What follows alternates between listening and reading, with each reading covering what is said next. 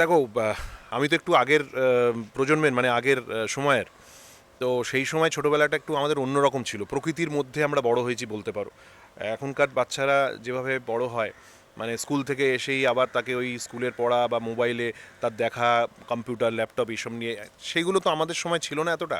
আমরা স্কুল থেকে এসে খেলতাম, মাঠে বেরিয়ে যেতাম, ক্রিকেট ফুটবল খেলছি, খোখো খেলছি, পিট্টো খেলছি, বল ছোট খেলছি, বিভিন্ন রকম খেলা খেলছি।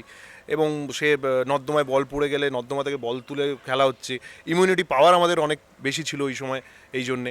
এবং ছোটোবেলায় যেটা আমরা পেয়েছি সেটা হচ্ছে সরস্বতী পুজো, কালী পুজো, এগুলোতে আমরা নিজেরা হাতে সারা রাত জেগে প্যান্ডেল তৈরি করা, ঠাকুর আনা, একটা বিশাল ব্যাপার ছিল। এই ছোটোবেলাতেই আমরা লুকিয়ে লুকিয়ে আমাদের কাকা দাদা বাড়ির লোকেদের লুকিয়ে লুকিয়ে প্যান্ডেলের পেছনে দাঁড়িয়ে বসে সিগারেট খাওয়া প্রথম, সেই স্মৃতিগুলো আমাদের রয়েছে। কিন্তু এখনকার জেনারেশন জানি না কতটা এটা পায়। আমার মনে হয় না আমাদের যে সময়টা আমরা কাটিয়েছি ছোটোবেলায় এরকম ছিল না এই সময়ের মতো। আমাদেরটা অন্য, মানে গাছে উঠে ফল পাড়া ভাবতেই পারে না এখনকার বাচ্চারা যে গাছে উঠে ফল পাড়বে, বিশেষ করে শহর কেন্দ্রিক যেসব বাচ্চারা, তাদের ছোটোবেলাটা মিস করি। তো তুমি অনেক স্ট্রাগল করে আজকে তুমি সবার আরো প্রিয়, মানে ঘরের সদস্য হয়ে উঠেছো টেলিভিশনে। তো কিভাবে সম্ভব হয়েছে এটা? দেখো, স্ট্রাগল আমার মনে হয় সব মানুষেরই স্ট্রাগল আছে।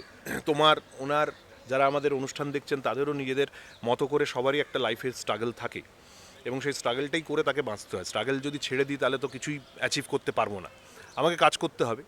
তো স্ট্রাগল বলতে, হ্যাঁ, আমি একটা সময় যখন শুধুমাত্র অভিনয়কেই পেশা হিসেবে ভেবেছি যে এগোবো, তখন একটা সময় ছিল আমার স্ট্রাগল করার। কারণ আমি অনেকটা বড় বয়সে এসে রিস্ক নিয়েছিলাম। কারণ তার আগে আমি চাকরি করতাম অটোমোবাইল ইন্ডাস্ট্রিতে, সেখান থেকে চাকরি ছেড়ে দিয়ে আমি 2018-এ আমার চাকরিটা চলে যায় বেসিক্যালি, কারণ আমি ট্যুরের কাজ বা অফিসের কাজ মন দিয়ে করতে পারছিলাম না। তো তারপরে আমি বাড়িতেও বলি যে আমাকে 1 বছর সময় দেওয়া হোক স্ত্রীর কাছে। মিসেস বলেন যে হ্যাঁ ঠিক আছে, তুমি নাও 1 বছর, যদি কিছু করতে পারো। তো সেই 1 বছরের মধ্যে আমার গুরুজন বড়দের আশীর্বাদ, যে আমি যেটুকু কাজ পেয়েছি ক্যামেরার করতে করতে, সেখানে আমি নিজের সেরাটা দেওয়ার চেষ্টা করেছি, মন দিয়ে কাজ করার চেষ্টা করেছি, অভিনয় করার চেষ্টা করেছি। এবং তাতে সেই কাজগুলো দেখে মানুষের ভালো লেগেছে। করতে করতে আজকে আমি এই জায়গায় এসেছি যে মানুষ আমার উপর বিশ্বাস করছেন। চ্যানেল বা হাউস যারা আছেন তারা আমাকে ভালোবাসেন, তাদেরকে, আমাকে মনে রাখেন তাদের কাজে। এই স্ট্রাগলটা আছে। এই স্ট্রাগলটা করার সময় 2018-এর পরে একটুখানি সময় লেগেছে আমার। কিন্তু মন দিয়ে কাজ করলে বা সততার সঙ্গে, আমি বলবো, মানে সততা ইন দ্য সেন্স, নিজের কাজটাকে ভালোবেসে মন দিয়ে যদি করি, আমি ফাঁকি দেওয়া, সব কোনো কাজই ফাঁকি দিয়ে হয় না। মানে তার জন্য তোমাকে ডেডিকেশনটা রাখতে হবে, হার্ডওয়ার্কিংদের সঙ্গে তোমার ডেডিকেশনটা রাখতে হবে। তার সঙ্গে বাকিটা তো, যেটা লেখা থাকবে সেটা হবে, যেটা লেখা থাকবে না সেটা হবে না, এই আর কি। যারা অভিনয় করে বা তাদের জীবন অনিশ্চিত, মানে আজকে ধরো কাজ করছে, কাল কাজ নাও থাকতে পারে। তো True. তুমি এরকম কিভাবে রিস্ক নিয়ে তুমি এভাবে একটা চাকরি ছেড়ে এই অভিনেতা হওয়ার সিদ্ধান্ত নিলে? হ্যাঁ, এইটা একটা বলতে পারো বোকামো করে ফেলেছি। কারণ আমি যখন এই রিস্কটা নিয়েছি তখন আমার ফ্যামিলি, আমার মেয়ে বড় হয়ে গেছে। তো সেই সময় নিয়েছি কারণ আমি জানতাম এটা একটা অনিশ্চিত পেশা। কারণ আজ সত্যি কথা, আজ আমার হয়তো টানা 2-3 মাস 6 মাস 1 বছর কাজ রয়েছে, তারপরে হয়তো আমি হুট করে আবার 1 বছর, মানে 6 মাস 2 মাস 3 মাস বসেও যেতে পারি, কাজ নেই হাতে সেরমভাবে। তো সেই স্ট্রাগলটা আছে, এইটাকেই বলতে পারো স্ট্রাগল। এটাই মানুষের স্ট্রাগল। যে, আর আর্টিস্টের জীবন সারা জীবনই স্ট্রাগল। কিন্তু কারণ আমি দেখেছি আমাদের এই পশ্চিমবঙ্গেই আছে এরকম বহু সিনিয়র অভিনেতা, আমাদের নাম বলতে পারি তাদের, তুলসী চক্রবর্তী থেকে আরম্ভ করে এনারা, যাদের শেষ জীবনটা খুব খারাপ কেটেছে, স্ট্রাগলে কেটেছে। মানে তুলসী চক্রবর্তীর মতো একজন মানুষ, এরকম বড় মাপের অভিনেতা, তাকেও তার স্ত্রীকে প্রায় না খেতে পেয়ে জীবন যাপন করতে হয়েছে একটা টাইমে। মানে আমাদের পশ্চিমবঙ্গে, আমাদের দেশেই বোধহয় এটা সম্ভব, এটা অন্য জায়গায় হয় না সাধারণত। তো এই স্ট্রাগলটা রয়েছে, জেনেই করছি। কারণ এটাতেও একটা মজা আছে, এটাতেও একটা এক্সাইটমেন্ট আছে। মানে আমাকে লড়তে হবে, লড়াইয়ের ময়দানটা কোনোভাবেই ছাড়া যাবে না, এটা একটা বড় বিষয়, লড়াইটা করে যেতে হবে। বাকিটা তুমি যদি কাজ ঠিকভাবে করো, আমার মনে হয় কাজ ঠিক আসবে। এবং তুমি তোমাকে যদি প্রুভ করতে পারো, এবং মানুষ তোমাকে সেই বিশ্বাসটা করবে, ভরসা রাখবে। তুমি অনেক বছর মঞ্চের দাপি অভিনয় করেছো, সে মঞ্চের অভিনয় ছেড়ে যখন তুমি ক্যামেরার সামনে অভিনয় করা শুরু করলে, তখন কীরকম মানে অভিজ্ঞতা হয়েছিল তোমার? দেখো, মঞ্চের দাপিয়ের থেকে বড় কথা, মঞ্চে আমি অনেক দিন কাজ করেছি। দাপিয়ে কতটা করেছি জানি না, কারণ মঞ্চে, আমি পরিষ্কার বলছি আজকে তোমাকে, এটা সব জায়গায় বলিনি, মঞ্চে আমি যতদিন কাজ করেছি সেখান থেকে যেটুকু ভালোবাসা আমি পেয়েছি, অঢেল ভালোবাসা পেয়েছি, শিখেছি অনেক বেশি। কিন্তু এটাও হয়েছে মঞ্চে আমার যারা ভালো মানুষ আছেন, যারা আমার সঙ্গে কাজ করেন, মঞ্চের মানুষ, যাদেরকে আমি ভালোবাসি, যাদেরকে আমি চিনি, আমি আমি তাদের কাছেই পরবর্তী সময় শুনেছি যে দেবনাথ কী করছে, দেবনাথের কী ওই অভিনয়ের কিছু নেই, হ্যানা ত্যানা, মানে আমাকে ছোট করা সেই জায়গাটা করেছেন তারা। আমি পরবর্তী সময় আমি আমি কিছু বলিনি, হেসেছি শুধু। কারণ থিয়েটার থেকে আমি শিক্ষা পেয়েছি এবং সেই শিক্ষার জায়গাটা আমি আমার অভিনয় জীবনে লাগাচ্ছি, অভিনয় জীবনে কাজ করছি, এবং বলতে দ্বিধা নেই আমি মঞ্চের থেকেও বেশি ভালোবাসা, খ্যাতি, যাই বলো, অ্যাপ্রিসিয়েশন পেয়েছি আমার ক্যামেরার কাছে। মানে আমার টেলিভিশনের দর্শক যারা আছেন, ছবির দর্শক, ওয়েব সিরিজের দর্শক, তারা আমাকে অনেক বেশি ভালোবাসা দিয়েছেন, পরিচয় দিয়েছেন, পরিচিতি দিয়েছেন, কিন্তু মঞ্চ আমাকে শিখিয়েছে অনেক কিছু।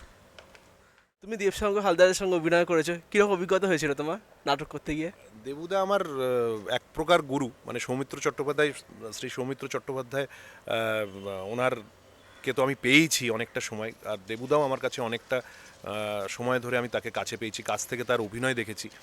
দেবশঙ্করদের সঙ্গে আমি প্রথম দেখা আমার কাজ করা, বারে আমি ওনার সঙ্গে থাকতে পেরেছি ওই শূদ্রক নাট্য সংস্থা আছেন, শূদ্রকের যিনি প্রাণপুরুষ দেবাশিস বাবু, দেবাশিসদার একটি নাটক করতে গেছিলাম দহনান্ত বলে। সেখানে আমার ছোট্ট একটা চরিত্র ছিল এবং শেষে একদম বলতাম, মানে সিনটা ছিল আমার হয়তো 1-2 মিনিটের সিনটা, সেই সিনটাতে করতাম, কিন্তু দেবুদা ওখানে মেন অ্যাক্টিংটা করতো, মেন চরিত্রটা। তো আমি দেবুদার অভিনয় দেখতাম দীর্ঘদিন ধরে, দেবুদার অভিনয় আমি উইংসে বসে দেখতাম। তো দেবুদার থেকে আমি অনেক কিছু শিখেছি। হয়তো তার প্রভাব অনেক সময় আমার অভিনয়ে পড়ে যায়, কারণ দেবুদাকে আমি, যেটা হয় না যে যাকে আমি দেখছি, যার কাজ ভালো লাগছে, তার একটা প্রভাব আমার কোনোভাবে আসে আমার ওপর, সেটা অনেক সময় চলে এসছে। তো দেবুদা একটা রিয়েলি জেম একটা মানুষ, অসম্ভব ভালো মানুষ, যেমন ভালো অভিনেতা তেমন ভালো মানুষও, খুব স্নেহ করেন, আমার বাড়িতেও এসেছেন। দেবুদার থেকে অনেক কিছু পেয়েছি, এবং তার সঙ্গে সৌমিত্র চট্টোপাধ্যায়, পৌলমিদি, পৌলমিদি মানে সৌমিত্রবাবুর সুকন্যা, তো তাদের কাছেও আমার ঋণের শেষ নেই। সৌমিত্রবাবুর থেকে যা যা পেয়েছি জীবনে, তার যদি বিন্দুমাত্র কিঞ্চিত এক কণাও যদি আমার কাজে লাগে জীবনে, নিজেকে ধন্য মনে করব। এবং আমি বিশ্বাস করি সৌমিত্রবাবুর চলে গেছেন আজকে স্যার আমাদের, কিন্তু স্যারের আশীর্বাদ কোথাও যেন আমার মনে হয় আমার মধ্যে রয়েছে, আমার কাছে রয়েছে। আমি যেটুকু কাজ করেছি ওনার কাছে, সেই আশীর্বাদের ফলস্বরূপই হয়তো আমার এই পথ চলা এগিয়ে চলেছি, কাজ পাচ্ছি, মানুষের ভালোবাসা পাচ্ছি। তুমি মঞ্চে অভিনয় করেছো, তারপর টেলিভিশন, মুভিতেও কাজ করেছো, মানে তিনটের পর তিন রকম ক্ষেত্র। তো তোমার কী রকম কী অভিজ্ঞতা হয়েছে? দেখো, মঞ্চ সবসময় সবচেয়ে, আমি এটা বলছি না যে মঞ্চ বা টেলিভিশন বা সিনেমার কাজ সবটা সহজ বা সবটা খুব কঠিন, কিন্তু সবটাই কঠিন এবং শেখার। মঞ্চের অভিনয়ের মতো, কারণ মঞ্চের অভিনয়ের সবচেয়ে বড় প্রতিবন্ধকতা হচ্ছে যেটা, মঞ্চে কোনো রিটেক হয় না। মঞ্চে যেটা আমি করব সেটা সেখানেই আমাকে ঠিকটা দিতে হবে, যদি ভুল করি সেটা ওই দর্শকের সামনেই আমাকে মেকআপ করে বেরিয়ে আসতে হবে। কারণ মঞ্চে আমি দাঁড়িয়ে পড়লে চলবে না, যে ফিল্মে বা টেলিভিশনে কাট বললাম, আবার নতুন করে শুরু হলো, ওইটা মঞ্চে কোনো দিনই হবে না। এবং তাছাড়া মঞ্চের অভিনয়ের একটু লাউড হয়, লাউড ইন দ্য সেন্স আমার গলা আমাকে ব্যবহার করতে হয় বেশি, শারীরিক অভিনয় করতে হয়, অভিব্যক্তি একটু অন্যরকম রাখতে হয়, যাতে দর্শক সামনে 500-1000 জন দর্শক বসে আছেন তাদেরকে পুরোটা দেখানোর জন্য। ব্যারাজ ঠিক অপোজিট হচ্ছে টেলিভিশন বা ফিল্মের কাজ। সেখানে আমাকে আমার অভিব্যক্তি, এক্সপ্রেশন থেকে আরম্ভ করে যাবতীয় বডি ল্যাঙ্গুয়েজ সবটাই আমাকে মাপা করতে হবে, কারণ একটু যদি বেশি করি ক্যামেরা সেটাকে অনেক বেশি লাউড দেখাবে, সেটা একদম সেই চরিত্রের সঙ্গে হয়তো যাবে না, অসুবিধে হবে দর্শকদের বুঝতে, বা খারাপ লাগবে, খারাপ অভিনয় হবে।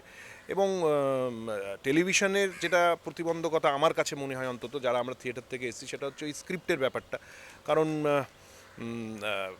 নাটকে আমরা একটা নাটক যখন তুলি, সেই নাটকটা প্রায় 2 মাস 3 মাস ধরে আমরা রিহার্সাল দিই, সেটার আমাদের কাছে স্ক্রিপ্ট চলে আসে এবং পুরো নাটকটা আত্মস্থ হয়ে যায় গল্পটা, এবং মঞ্চে যে সংলাপ বলি সেটা পুরোটাই আমরা মুখস্থ আমার মনের মধ্যে রয়েছে, আমি সেখান থেকে বলি।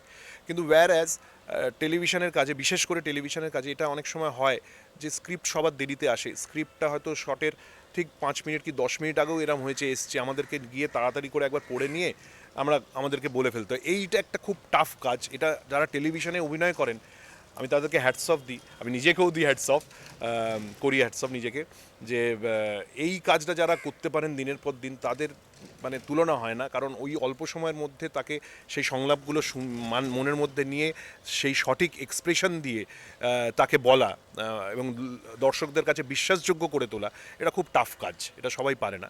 আর ফিল্মের ক্ষেত্রেও আবার অনেকটা সুবিধা আছে, ফিল্মে তোমার ক্যামেরা অ্যাঙ্গেল অন্যরকম হয়, বড় ফ্রেম হয়, এবং তার সঙ্গে তোমার স্ক্রিপ্টও একটু আগে থেকে পাওয়া যায়, সেই সুবিধাটা হয়। তাই তিনটে ক্ষেত্রই নিজের মতো করে ভালো, নিজের মতো করে খারাপও আবার কিছু জায়গায়। তুমি কি এখনো থিয়েটার করছো? নতুন থিয়েটার করতে পারছি না, তার জন্য খুব আফসোস আমার, নতুন থিয়েটার করতে পারছি না। পুরনো যা থিয়েটার আছে যেগুলো করি সেগুলো শো হলে ওই একটা দুটো রিহার্সাল দিয়ে আমি করে দিই আর কি এখনো।